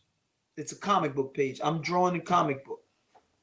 It's USS Comics. I'm not just drawing a comic book. I'm trying to make a. You're giving characters the boxes. Yes. You got one with Mansoor. You got one with Trout. Yeah, I follow it, man. I think that's dope, bro. Right. Yeah, man. So the first comic book is going to be USS versus Hardcore Mansoor. It's done. I'm actually, this week is my week to go to publishing. I have some pictures on USS Comics. Go check it out. We've got other stories. I'm turning other boxers into superheroes, doing little comics for them. Danny Garcia's on board. Austin Trout's on board. I have other fighters on board, like that. You guys, Garrett Wilson. I have like an Avengers story coming, so I'm gonna need all the boxes I can get. But I also have other stories. I'm doing horror stories too. Well, I'll be your Black Panther. Hey, let's have it. So go check out USS Comics, man. You're too round for that, bro. Not in a comic. And you said it's USS Comics? USS Comics. Okay. USS Comics. So that's on Instagram and Facebook and Twitter. He said I'm too round to be Black Panther. Hey, but man, perfect. That's the thing. I'm trying to get different look. Hey, we need some what you would call big boned superheroes. Wow, even you jumping on the comedy. Okay. That's all right. Trying to keep it clean. Wow. But that's been my my thing, man. Turning these spiders into superheroes, mainly because I felt we needed a little more black heroes, for the youth. Outside, I kind of got sick of white, Superman, Spider-Man, Batman, Wonder Woman, everybody, Aquaman, everybody's white, and of course we get our little sprinkle here and there, Cyborg, Black Panther, but I'm just like, hey man, let me draw me as a superhero. Hey man, and I'm gonna show you a superhero to your family, champ. So that's really all that matters. You a stand-up guy from Philly, man, from a city with a hell of a fighting background. And listen, man, it's an absolute pleasure to have you on the show. We Appreciate it. we got to get you back on again very soon so we can do this. Um, is anything you got? Anything else you got, partner? Nah, I just want to stay up with you, man, because I really like the headspace you're in. I like where you are. I like the truth that flows through you. Oh, thank Um, and I know if I called you, my wife would be fussing because we probably be on the phone for hours. Um, right, right. but I really hope we consider you a family of the show. So I really hope we can get you back. Yeah, whatever, man. Get me back. It don't matter the topic. It can be strictly sports. I mean, you guys know I'm commentating. I've been working on a contract with FS1. Shoot, I was actually flown into DC to commentate some fights the day the COVID shutdown happened. The day they Wow. started shutting stuff down. So FS1 basically, flew me back, but they still paid me. You know what I mean? Because they were like, "Yo, you were on deck, ready to go. You get your." I was like, "Thank you." You know what I mean? So, but I'm working on a contract with them, and you'll see me out there. Now you brothers are honest, so I got to get both of your opinions on this. Did y'all see where 45 wanted to take his picture across from the White House? So he had some peaceful demonstrators pepper sprayed and shot with rubber bullets. Yo, yep. I mean, that dude's a tyrant, man. He's a buffoon. Period. You know what And I I'm saying? that's just and that's putting it nicely. that's That's put it put nicely. I Yeah. don't even deal with politics, man, but that dude's a freaking buffoon. Like that, him being what people think voted into office and loving him shows you where America is. Exactly. I just lost a good friend because of that. Saturday. Oh man, what because of the protest? Because he's one who now feels entitled to really Oh, show his true feelings. oh man, I lost a couple friends. Listen, since Trump's been in office, the spirit of racism has left the closet. It's now outright open. You see all of these, what do they call them? Karens. Yes. These Yes. Karens out here, Kens. I just pray a Karen don't or a Ken don't run up on me because I ain't fun videotaping. I'm punching people in their mouth. They block me. Straight. Listen, my partner is so serious about this. I had to get darker to get back on the show. Bro, you got it. Bro, you got to chill, bro. I never said It's that, rough. bro. I It was never rough. said that, bro. It was rough, Steve. It was rough. He said, if one, you're too round, now you're lightening up. Get outside or get gone. I was like, wow. Don't listen to that guy, man. Warm that melanin up. Don't never listen to a round man that's a vegan. Something ain't right about that. Dang. And as you said that, Siri just popped up on my phone out of nowhere. Yeah. See? Vegan. All right, champ. Well, listen, man, we're gonna let you get out here, man. It was an absolute honor and pleasure to have you on the show, man. We're gonna get you back on soon. Give our best to the family, man, to all the babies, man, and you stay up, brother. All right, brother. Y'all too, man. Take it easy. Shalom. All right, champ. Shalom. Peace. Wow. That was dope. That was dope. Hey. That was like, dope. He got he challenged my thought process, and I was like, I'm in this now. Yeah, that was dope. That was dope. A great interview, man. I hope some people stayed on to check it out because I know it ran a little long, but that was a dope interview, man. Steve man, Steve got a lot of legends, Steve, man. I can't wait to get him back on and see what else we can get out of him, man. That was pretty good. I wasn't able to put what B Meadows had put earlier. This was when he was really talking about the government. Oh, yeah. Yeah. So it was, yeah, it's Steve ain't afraid to go in. At all. Love that. I love that. All right, man. Partner, you got anything else you want to put in there? Man, I just want to get a shout to everybody that rock with us, man. Shouts out to My Name is Gamer Killer Plays for always checking on us and being early, being first to the party, man. Shirley Overton, man. Jose, B Meadows, man. Everybody that just checked us out. We appreciate y'all. And every Monday, Tuesday, and Thursday at 11 p.m. for the Beatdown, and catch us for the Fight at Sherport every Sunday and Wednesday at 7 p.m. Yes, sir. Hey, man. It's a pleasure to be associated with you on this venture, man. That's all I can say. It's a pleasure to rock with you. Hey, I wouldn't rather do it with nobody else, brother. I appreciate it. Fight at Shut Nation, man. Good night. We out of here. We'll talk to y'all later. Peace.